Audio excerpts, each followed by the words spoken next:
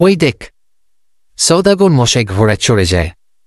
সওদাগরের বুড়ির ভারে যেন ঘোড়া চললেই পারছে না। সওদাগর তো মনে হয় বুড়ির ভারে ঘোড়া থেকে পড়ে চিৎপটাং হইব। বুড়ি নিয়ে নিজেই চলতে পারে না সওদাগর। আর বেচারা ঘোড়ার জন্য দুঃখ লাগছে। এক বদনা গভীর সমবেদনা ঘোড়ার জন্য। এমন বুড়িওলা মালিক পাইছে বেচারা। পেচাল বাদ দিয়ে দাবার গুটি সাজা।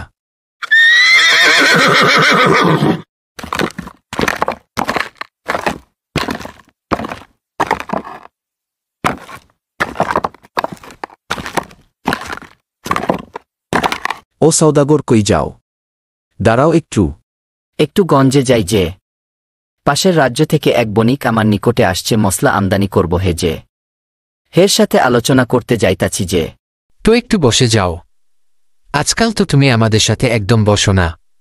আগে কত বসে গল্প করতে, দাবা খেলতে। আরে আজকাল ব্যবসা নিয়ে অনেক ব্যস্ত।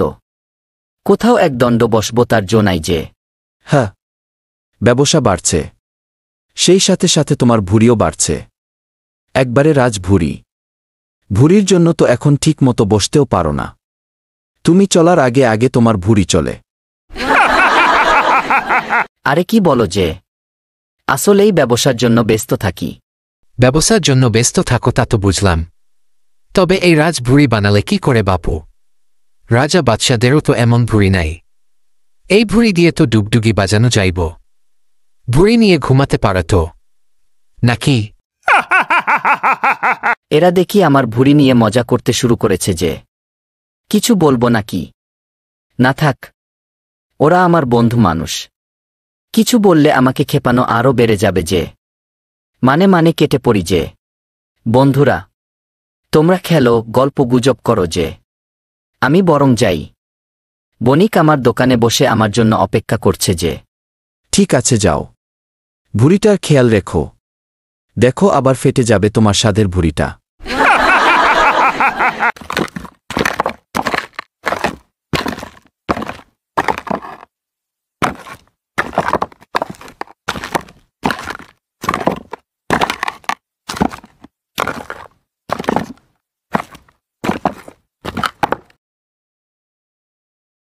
আরও ভোজন নিয়ে আসো। এই অল্প ভোজনে আমার পেট ভরবে না। খুব ক্ষুধা পেয়েছে। খুব দৌড়ঝাঁপ গেছে আজ। পেটটা ক্ষুধায় চোচো করছে। বাজারে হোক আর বাড়িতে হোক, সারা দিনই তো আপনি কিছু না কিছু খেতে থাকেন। ক্ষুধায় পেট চোচো করার কথা তো না। আর করবেই না কেন? যে একটা ভুঁড়ি বানিয়েছেন, মাশাল্লাহ। ভুঁড়ির জন্য তো চলতে ফিরতে পারেন না, বসে ঠিকমতো খেতেও তো পারেন না। কত বলি, কম করে খান, ভুঁড়িটা কমান। কে শোনে কার কথা? আমি আমার বাপের বাড়ির লোকজনকে মুখ দেখাতে পারি না। সবাই বলে ছেলে সিলিম, চিকন চাকুন, সুন্দর চেহারা দেখে মেয়ে বিয়ে দিলাম। এখন কি চেহারা হয়েছে ছেলের! ভুঁড়ি তো না, যেন খাদ্য গুদাম। আত্মীয় পরিজন প্রতিবেশী সবাই আমাকে ভুঁড়িওয়ালার বউ ডাকে। আমি শর্মে বাঁচি না। লোকের কথায় কান দিও না। এখন কথা রেখে খাবার দেও তো। ক্ষুধায় মরে গেলাম যে। আমি কই কি আর আমার সারিন্দায় বাজায় কি? খান, একা একা খাবার বেড়ে খান। কম খেতে বললেও তো শুনেন না। খান, একা একাই খান। আমি চললাম। খেয়ে পেটটা শান্ত হলো যে। এখন স্বর্ণমুদ্রা গুলা গুছিয়ে সিন্দুকে রেখে দেই। বলা তো যায় না কখন চোর ডাকাতে নিয়ে যায়। আমি নাম করা সওদাগর এই তল্লাটে। এটা দেখে তো সবার চোখ টাটা এখন। কড়িটা কই গিয়ে পড়ল যে। ভুঁড়ির জন্য তো নিচু হয়ে দেখতেও পারছি না।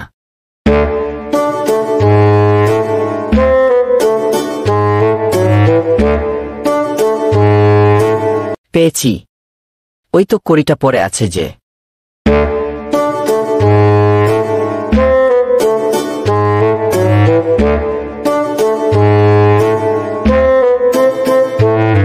ভুঁড়ির জন্য নিচু হয়ে কড়িটা তো তুলতেই পারছি না।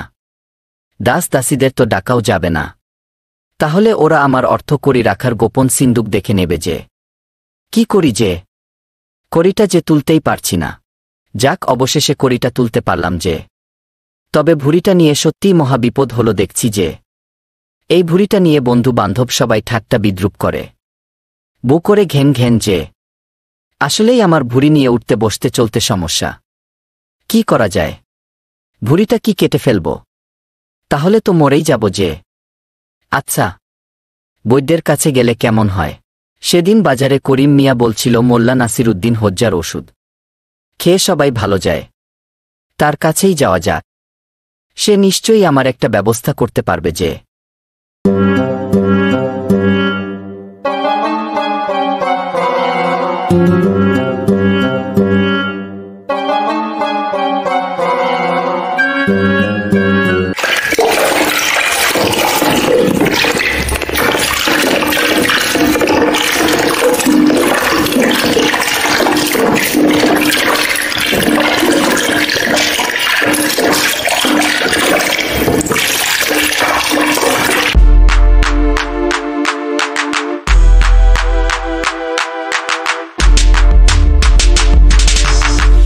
ঠিক আছে মোল্লা নাসিরুদ্দিন হজ্জা, তুমি যেভাবে বলেছ ঠিক সেভাবেই বুড়েকে ওষুধ খাওয়াবো। বেশ বেশ, তবে মনে রেখো 3 বেলা খাবার খাওয়ার পর 3 বার জাকিয়ে ওষুধ খাওয়াবে বুড়োকে। আমি বুড়োকে ওষুধ খাওয়াতে পারবো না মোল্লা, এটা আমার জন্য অসম্ভব। আমি পারবো না। কেন বুড়িমা, কেন আপনি পারবেন না? আমি বুড়ি মানুষ, তার উপর কোমর ভাঙ্গা। আমি তোমার অত বড় বুড়ো চাচাকে তুলে কি করে ঝাঁকাবো, তারপর ওষুধ খাওয়াবো? আমি পারবো না বাপু, এ আমার কম্য নহে। কি মুশকিল, কি মুশকিল! চাচাকে ধরে ঝাঁকাতে বলছি না তো। তুমি ওষুধটা 3 বেলা জাকিয়ে খাওয়ার পর চাচাকে খেতে দিবে। ও, আমি কি ভয়টাই না পেয়েছিলাম? তুমিই বলো, এই বয়সে বুড়োকে তুলে ঝাঁকানো কি যায়? তবে ওই বয়সে তোমার চাচা তো এক লাফে আমাকে কোলে তুলে নিতে পারত। ভাবতেই কেমন রোমাঞ্চ রোমাঞ্চ লাগে এই বয়সেও। এখন দাও তো ওষুধটা দেখিনি, বাড়ি গিয়ে বুড়োকে খাওয়াতে হবে। বুড়ো দেখে নিয়েও ভালো হয়ে যাবে। তোমার ওষুধ খেলে মরাও ভালো হয়ে যায়। মোল্লা নাসিরুদ্দিন হজ্জা, বাঁচাও, আমাকে বাঁচাও। শেষ আমি। তুমি তো সবাইকে ভালো করে দাও, তোমার ওষুধ খেলে মরাও খাড়া হয়ে যায়। আমি তো বরবাদ হয়ে গেছি, আমাকেও ভালো করে দাও। আমি আর পারছি না, আমি শেষ। আমার নিকটে আসো সওদাগর মশাই, দেখি তোমার নারী কেমন চলছে। তোমার চোখ মুখ হাত আমাকে পর্যবেক্ষণ করতে দাও। এসো, আমার নিকটে এসে বসো।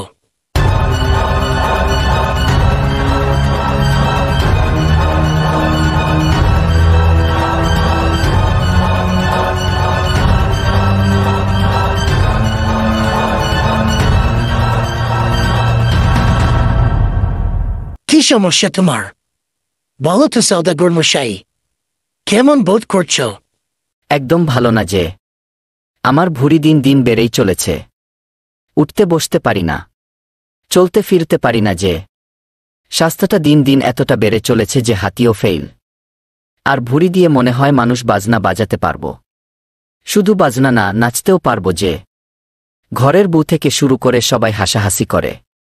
আর পারছি না, আমাকে রোগা করে দাও মোল্লা। খাবার কম খাবো ভাবি, কিন্তু খাবার দেখলে আর হুঁশ থাকে না যে। কোনোভাবেই খাবার কন্ট্রোল করতে পারি না। কি করি যে? এত মোটা হওয়ার জন্য বিভিন্ন রোগ বাসা বাঁধবে মনে হইতেছে।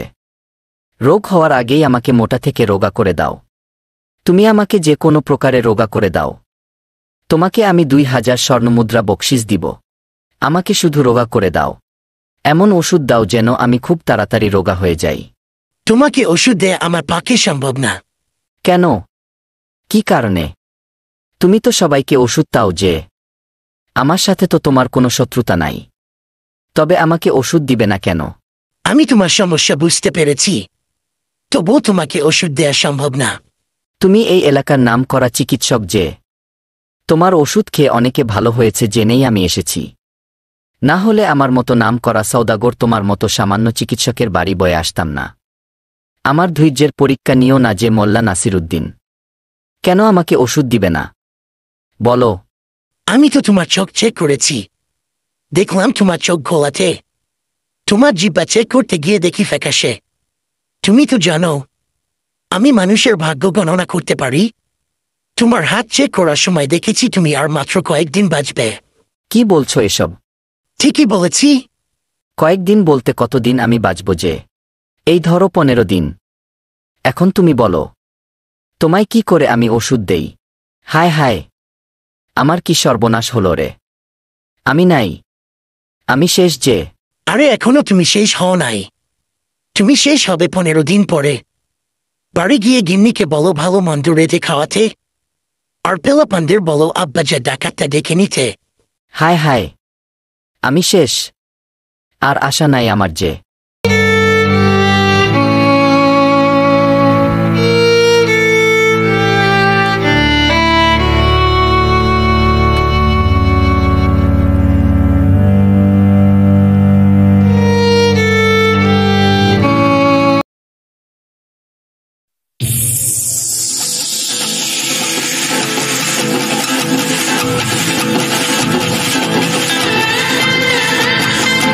হায় হায়, আপনি তো দেখি কিছুই খান নাই, সব খাবার পরে আছে।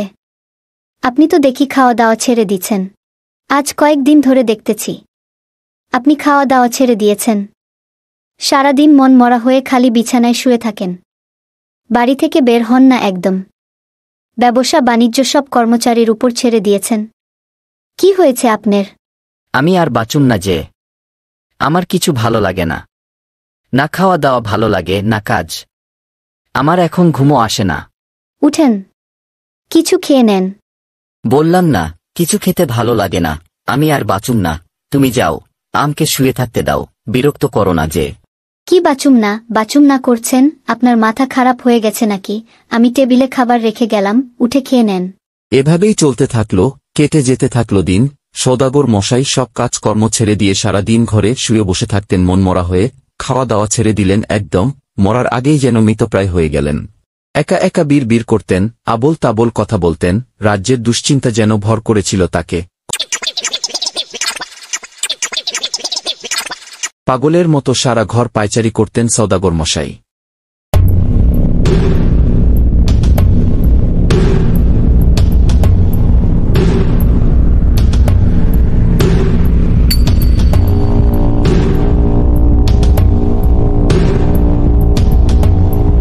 কখনো কখনো তো একা একাই চিৎকার চেঁচামেচি করতেন।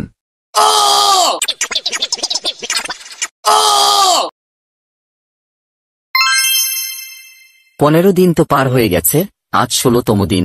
আমি মরি নাই যে। হাত পা নেড়ে দেখি তো আমি বেঁচে আছি কিনা। আমি মরি নাই।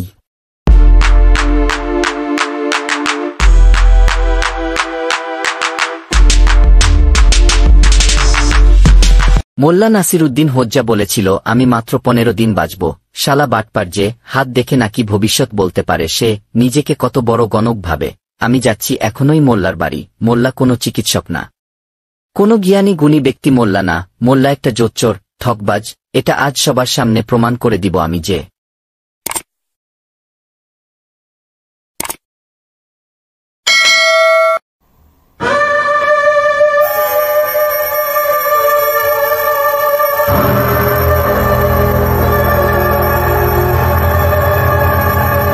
আপনি তো বাড়ি থেকে বের হন না একদম। বাড়ি থেকে বের হওয়া তো ছেড়ে দিয়েছিলেন, এখন কই যান?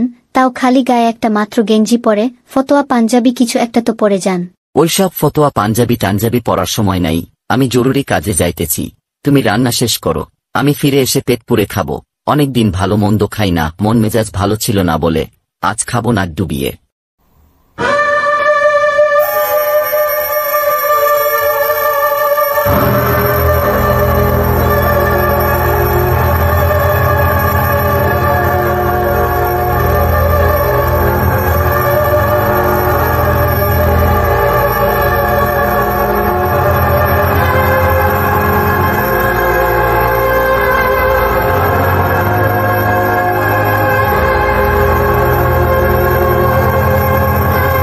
দিন দুপুরে শুয়ে শুয়ে মনে হয় হজ্জা দিবা স্বপ্ন দেখছে, নিজেকে কত বড় গণক মনে করে, সে নাকি জ্ঞানী গুণী, সকলে কত মান্যি করে, শালা বেটা, ঠকবাজ, জোচ্চোর, বাটপার।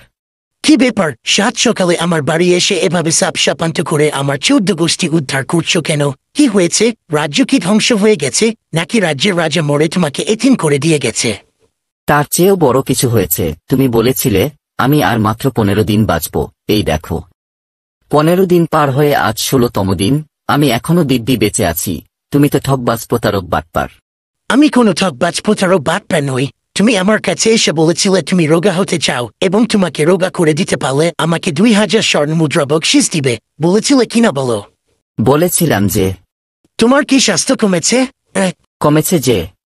তোমার কি এখন ভুঁড়ি আছে? না, আমার কোনো ভুঁড়ি নাই যে। তুমি কি এখন রোগা হয়েছ? আমি তো এখন একদম সিলিম ফিট, রোগা হয়ে গেছি। তাহলে আমাকে এখন 2000 স্বর্ণমুদ্রা বকশিসতে দিয়ে দাও দেখিনি। তা তো অবশ্যই দিব। তুমি তো মিরাকল ঘটালে, আমি রোগা হয়ে গেছি, আর আমাকে কেউ ভুঁড়িওয়ালা সওদাগর বলতে পারবে না। এটা সম্ভব হয়েছে তোমার বুদ্ধির জোরে। আসলেই তুমি জ্ঞানী গুণী মোল্লা নাসিরুদ্দিন হজ্জা। আজ বুঝলাম কেন লোকে তোমাকে সমীহ করে চলে। তোমার তুলনা শুধু তুমিই। মোল্লা নাসিরুদ্দিন হজ্জা।